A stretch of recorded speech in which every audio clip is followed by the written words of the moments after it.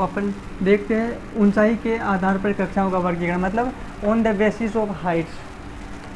इस basis of Heights पे अपन 4 भागों में बांटा जाता है कक्षा को। Low earth orbit, middle earth orbit, geosynchronous orbit और हाई अर्थ ऑर्बिट। तो मैं 1 नंबर पे अपन को देखते हैं लो अर्थ ऑर्बिट, एक एक करके चर्चा कर लेते हैं। लो अर्थ ऑर्बिट, लो अर्थ ऑर्बिट, लो अर्थ ऑर्बिट, निम्न भू कक्षा। लो अर्थ ऑर्बिट को 160 किलोमीटर से 2000 किलोमीटर के बीच माना जाता है। जैसे अपन देखते हैं यह समुद्री तल से 100 किलोमीटर की ऊंचाई के बाद अपना अंतरिक्ष स्टार्ट हो जाता है। जो 100 किलोमीटर के बीच 100 किलोमीटर के बाद की जो ऊंचाई होती है वहाँ पर किसी भी राष्ट्र का अधिकार नहीं होता है। तो 100 किलोमीटर के बीच की 100 किलोमीटर पे जो लाइन होती है ना, वो कार्बन लाइन, जो कि अंतरिक्ष का निर्धारण करती है। 100 किलोमीटर की यह लाइन कार्बन लाइन है। इसके अलावा बात यह आती है 160 किलोमीटर की, जो लो अर्थ ऑर्बिट यहाँ से स्टार्ट हो जाता है। 160 किलोमीटर के बाद 2000 किलोमीटर के बीच का भाग आता है, वो आता है लो अर्थ ऑर्बिट में। लो अर्थ ऑर्बिट में, लो अर्थ ऑर्बिट इस कक्षा में सामान्यतः अपन जो उपग्रह छोड़ते हैं वो उपग्रह छोड़ते हैं अपन 400 से 800 किलोमीटर, 400 से 800 किलोमीटर। जो यहाँ देख लेते हैं, ये 400 से 800 किलोमीटर के बीच यहाँ सामान्यतः इस कक्षा का उपयोग करते हैं उपग्रहों को छोड़ने के लिए। तो इस कक्षा में छोड़े गए उपग्रहों का परिक्रमण काल, परिक्रमण काल मतलब एक उपग्रह एक अपना पूरा चक्कर कंप्लीट करने में कितना टाइम लेता है। तो परिक्रमण काल, इस कक्षा में छोड़े गए उपग्रह का परिक्रमण काल होते हैं 90 से 180 मिनट, 90 से 180 मिनट।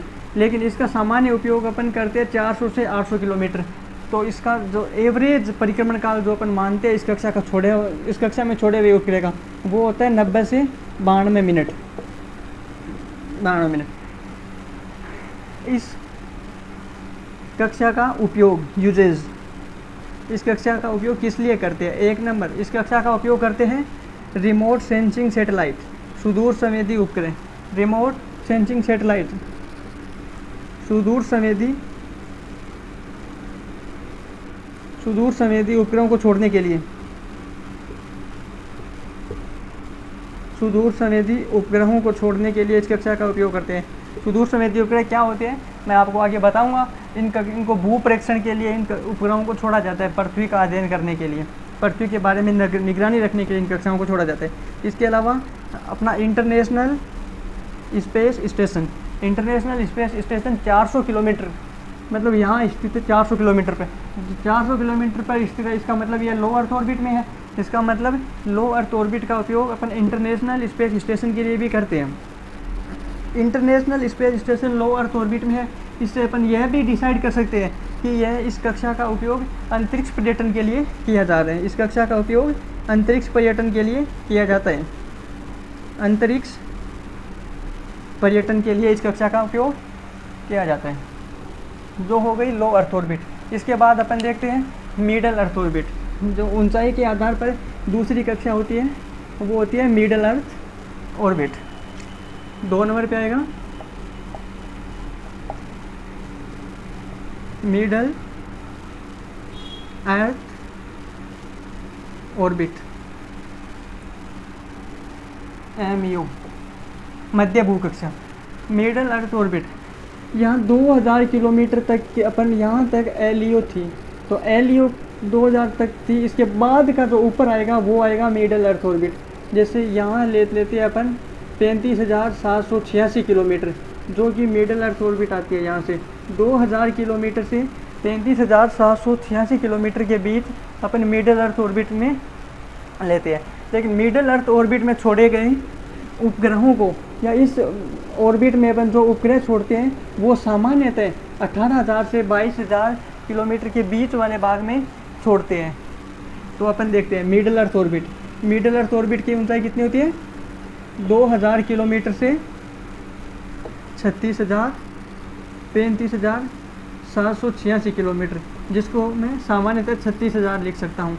36,000, के का मतलब 1000, तो 36 के का मतलब 36,000। 2000 से 35,786 किलोमीटर इसकी ऊंचाई होती है। लेकिन इसमें छोड़े गए उपग्रह का उपयोग करते हैं अपन 18,000 से 22,000 किलोमीटर। अलग अलग साइड्स पे अलग अलग मिल सकती है, इसका टेंशन मत लीजिए।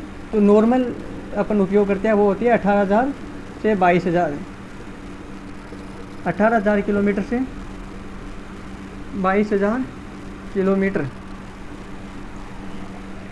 जैसे जैसे अब ऊंचाई बढ़ेगी तो उपग्रह का परिक्रमण काल भी बढ़ जाएगा। इस लो अर्थ ऑर्बिट में स्थित उपग्रह का परिक्रमण काल था 90 से 92 मिनट सामान्यतः। तो इस कक्षा में ऊंचाई बढ़ गई तो परिक्रमण काल भी बढ़ जाएगा। इसलिए जो इस कक्षा में उपग्रह होते हैं ना, इस कक्षा में स्थापित उपग्रह, इनका परिक्रमण काल अपन लेते हैं 6 घंटे से 15 घंटे, 6 से 15 आवर्स, 6 से 15 घंटा। लेकिन मैंने क्या बोला कि इस कक्षा में स्थापित उपग्रह 18,000 से 22,000 में ही स्थित होते हैं सामान्यतः। तो इसका एवरेज जो टाइम लेते हैं अपन सामान्यतः वो होता है 12 घंटे, 12 आवर्स। इस कक्षा में अपन को अपन उपग्रह छोड़ने के लिए, या इस कक्षा में कौन से उपग्रह छोड़े जाते हैं वो स्थित है जीपीएस उपग्रह। इस कक्षा में जीपीएस उपग्रह छोड़े जाते हैं। इसके अलावा इस कक्षा में अपन नेविगेशन सैटेलाइट, नौवहन प्रणाली के उपग्रह भी इसी कक्षा में छोड़ते हैं। नौवहन उपग्रह, नेविगेशन सैटेलाइट इसी कक्षा में छोड़ते हैं। लेकिन आपको पता होगा तो भारत का नेविगेशन सैटेलाइट है वो अपन ने एनवीएस, भारत का नेविगेशन सैटेलाइट 36,000 किलोमीटर पे जो जीईओ में छोड़ा है, 36,000 किलोमीटर में जीईओ में छोड़ा है। जो मैं आपको सैटेलाइट्स के आगे में चर्चा करेंगे तब विस्तृत चर्चा कर लेंगे उस पर।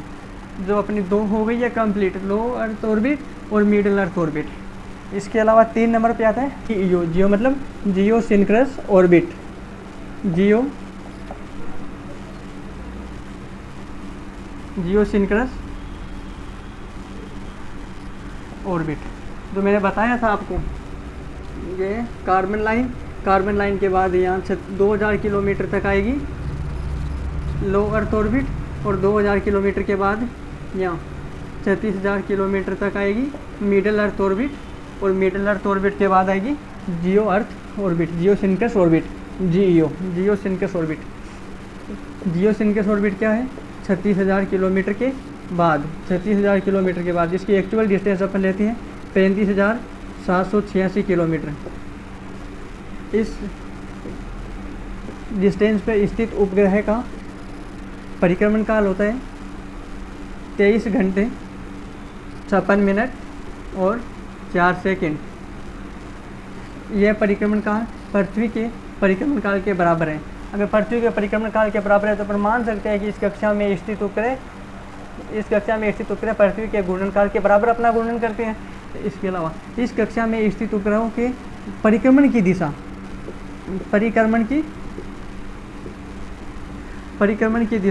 पृथ्वी के दिशा के समान होती है। तो पृथ्वी अपनी पश्चिम से पूर्व की ओर परिक्रमण करती है, इसलिए यह इस कक्षा में स्थापित उपग्रह भी पश्चिम से पूर्व की ओर परिक्रमण करते हैं, पश्चिम से पूर्व की ओर परिक्रमण करते हैं, पश्चिम से पूर्व की ओर परिक्रमण करते हैं। इस कक्षा में छोड़े गए उपग्रह, या फिर इस कक्षा का उपयोग अपन किस लिए करते हैं? इस कक्षा का उपयोग करते हैं अपन बहुउद्देशीय उपग्रहों को छोड़ने के लिए। इसके अलावा इस कक्षा में कम्युनिकेशन सैटेलाइट, संचार उपग्रहों को छोड़ने के लिए भी इस कक्षा का उपयोग करते हैं। कम्युनिकेशन सैटेलाइट, संचार उपग्रहों को छोड़ने के लिए इस कक्षा का उपयोग करते हैं। संचार उपग्रहों को छोड़ने के लिए इस कक्षा का उपयोग करते हैं। बहुउद्देशीय उपग्रहों को छोड़ने के लिए इस कक्षा का उपयोग करते हैं। बहुउद्देशीय उपग्रहों को छोड़ने के लिए इस कक्षा का उपयोग करते हैं। इसके अलावा मौसम संबंधी जानकारी देने वाले उपग्रहों को इसी कक्षा में छोड़ा जाता है। मौसम संबंधी जानकारी देने वाले उपग्रहों को इसी कक्षा में छोड़ा जाता है। मौसम संबंधी जानकारी देने वाले उपग्रहों को इसी कक्षा में छोड़ा जाता है। इस कक्षा में अपन ने 3 पढ़ लिया है, low earth orbit, middle earth orbit और जियो अर्थ ऑर्बिट। अब 4 नंबर पर देखते हैं हाई अर्थ ऑर्बिट।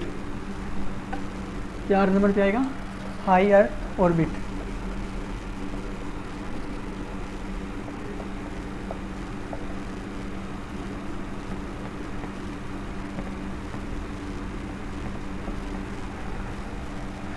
यहाँ तक थी 36,000 किलोमीटर पे, यहाँ थी अपनी जियो सिंकस ऑर्बिट, जियो अर्थ ऑर्बिट। इसके बाद जो अपना ऊपर आएगा वो होता है हाई अर्थ ऑर्बिट। तो हाई अर्थ ऑर्बिट क्या है, 36,000 किलोमीटर के बाद या ऊपर, 36,000 किलोमीटर के ऊपर से 36,000 किलोमीटर के बाद हाई अर्थ ऑर्बिट स्टार्ट होती है। हाई अर्थ ऑर्बिट का वर्तमान में सामान्यतः अपन कोई उपयोग नहीं करते हैं।